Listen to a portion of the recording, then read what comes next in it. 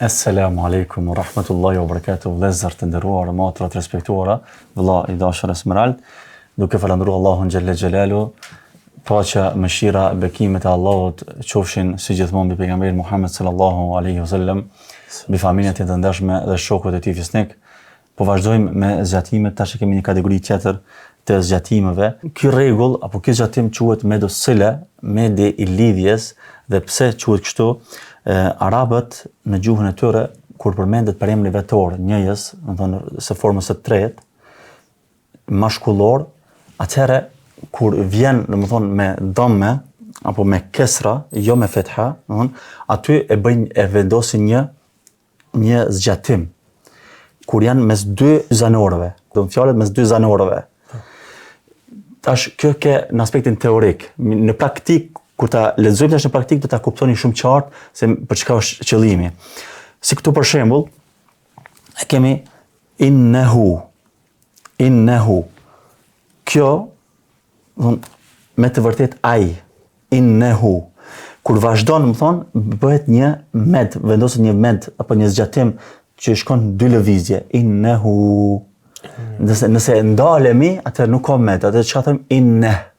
Apo për shembull, shembulli tjetër, innehu ala, se që ky shenjë i përemrit vetor të njëjës së formës së tretë, do të thonë në jo prezencë, kjo do të thonë gjendet para një lëvizje që është para një zanore të shkronjës ain, do të thonë te fjala ala, dhe para e kemi, do të thonë nunin me të shtit dhe fetha.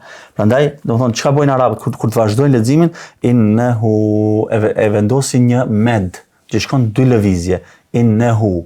Me rëndësi është tash një diferencim të bëhet, do të thonë nëse është prej shkronjave, çdo shkronjë tjetër përveç se hemzeja, do të thonë këtu shkon dy zgjatet dy herë. Prandaj quhet sile med as-sile as-sughra. Do të thonë medi lidhës i vogël. Nëse vjen pas këtij shenjë që na aludon tek përemri vetor, nëse vjen një hemze në fjalën tjetër, atëherë zgjatet 4 herë, do të 4 lëvizje. Këtu për shembull innehu ala raj'ihi, edhe këtu vendoset një med, raj'ihi laqadir. A ke mundësi me lexu innehu ala raj'ihi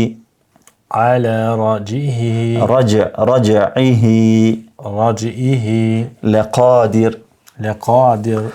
Këtu e shihni, jo shikuesi nderuar në ekran se për një shenjë aty, do kur qen medi i vogël, do thonë medi lidhës apo med as-sila as-sughra i vogël, vjen një shembull siç po e shihni aty, siç po ju bëhet me shenjë.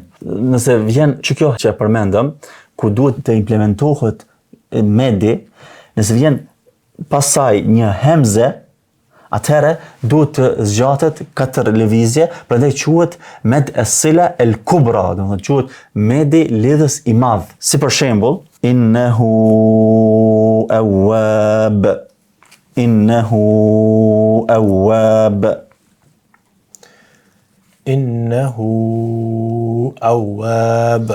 Apo një shembull tjetër, ma lahu akhladah, edhe jo shikuesi nderuar, përsëritem me neve dhe po e shihni se çish po vjen shembulli tash këtu kur vjen med as-sila al-kubra, do medi lidhës i madh.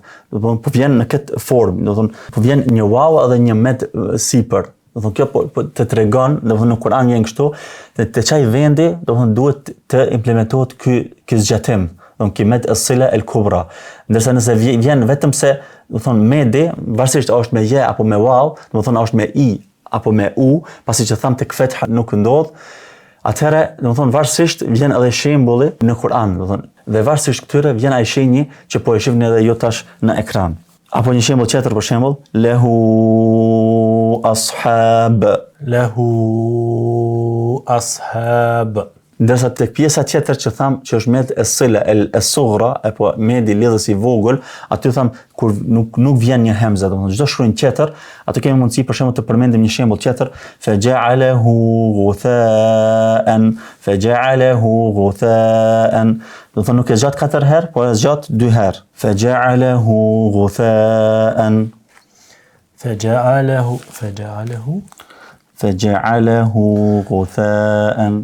فجعله غثاء. Pse këtu nuk e zgjasim 4 herë, pse nuk e zgjasim 4 herë? Këtu e zgjatëm 4 herë. Ma lahu akhladah. Nëse këtu e kemi vetëm se 2 herë, 2 lëvizje. Faja'alahu ghutha'an. Po sepse pastaj lidhet me shkronjën ghain. Po që nuk është prej hemzës, që nuk është hemze. Që nuk është hemze. Do thonë, çdo shkruajnë tjetër, çdo gjern tjetër, përveç hemzës bëhet 2 herë. Nëse vjen hemze, atëherë bëhet 4 herë apo 5 herë, sikurse el munfasil, por se unë po e përmendi me qëllim 4 herë, pasi që është më e lehtë për ju që të mbani në mend. Do një shembull tjetër që e merr njëjtin dispozit si kjo, është shembulli për shembull hadhihi an'amun. Edhe këtu duhet të implementohet sikurse medi lidhës i madh që e përmendëm, pasi që pas hejes po vjen domethënë një hemze. Kjo nuk është për emrin vetor, domethënë njëjes në formën 3. Domethënë një jo prezencë. Kjo është hadhihi kjo. Hadhihi kjo. Amo kanë thonë dietarët e merr njëjtën dispozit, pasi që domethënë në formën dukshme ka njëjtën dukje. Hadhihi an'amun. Kjo thonë zgjatet 4 herë apo 5 herë, por me marrë mend ma sa më lehtë për juve, domethënë marrni mend 4 herë. Edhe këtu edhe një herë, a ki mund të më përsërit? Hadhihi an'amun. Hadhihi an'amun. An'amun. An'amun. Më nëzi është që më thonë vetë zgjatimi këto, keni shembullin që e shifnin aty në ekran, që është në Kur'an. Më thonë, shenja kur jene me je, dhe kur jene me wow. Më thonë, kur jene zgjatimi i zanorës u apo i, se qysh duhet të implementohet. Dhe kur qenë i vogël apo, dhe më thonë, i madh, med asile, i vogël apo i madh. E keni shenjën shumë qartë se qysh vjen në Kur'an. Ky rregull duhet të implementohet në gjithë Kur'anin, në gjithë Kur'anin është i vlefshëm dhe duhet të zbatohet. Në 2 raste vetëm ka përjashtim. Në një rast, nuk plotësohet kriteri i këtij medit, i këtij zgjatimit, ama duhet të bëhet ky zgjatim. Sikurse shembulli i njohur në surën El Furqan, yakhlud fihi muhana. Këtu duhet domethënë të zgjatet. Pse duhet të zgjatet? Domethënë normal që nuk plotëson kriteret. Pse nuk plotëson kriteret? Sepse domethënë në tekmimi e kemi një dëm, e kemi një zanore, domethënë ajo është mirë. Ama para hejes këtu e kemi një je, domethënë nuk ka zanore. Nuk ka zanore aty. Aty ka normal sukun. Ama edhe pse ka kështu sukun, kjo duhet domethënë të shqiptohet në këtë formë. Fihi muhana, domethënë 2 herë zgjat. Fihi muhana. A kuptove këtë, nuk i plotëson kriteret e këtij medit, këtij zgjatimi, por se duhet në çdo rast të implementohet, të bëhet. Kjo është një përjashtim që duhet të respektohet. Okej. 2 përjashtime domethënë total. Kjo është përjashtimi i parë. Përjashtimi i dytë i plotëson domethënë kushtet, domethënë i plotëson kushtet e medit të këtij medit që po trajtojmë, domethënë med asila i plotëson kushtet, ama nuk lejohet të zbatohet ky rregull. Këtu, të që kishë shembull tash që po përmendi. Ajo është shembulli në surën Az-Zumar, yardahu lakum. Yardahu lakum. Këtu normal ish dasht çka më bë, yardahu lakum, sipas rregullit. Sepse kemi lamin që vjen, e kemi me zanore, e kemi me fetha. Para hejes që është me ndamme, e kemi dadin me fetha, me zanore. Do thonë është mes 2 zanoreve, do të them kur janë mes 2 zanoreve, edhe kur vazhdohet, atë çka do të bëhet? Të zgjatet, këtu nuk lejo të zgjatet. Kjo është për një përjashtim. Do thonë nuk duhet të thuhet yardahu lakum, por se yardahu lakum, yardahu lakum. Do vazhdohet pa u implementuar ky rregull. Me qartë.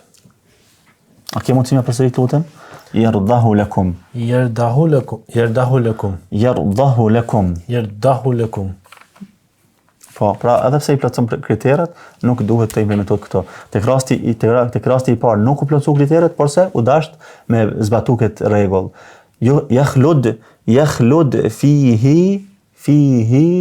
muhana. Yakhlud fihi muhana. Ky është pra med as-sila al-kubra apo as-sughra, do të thonë i madhi dhe i vogël, medi lidhës.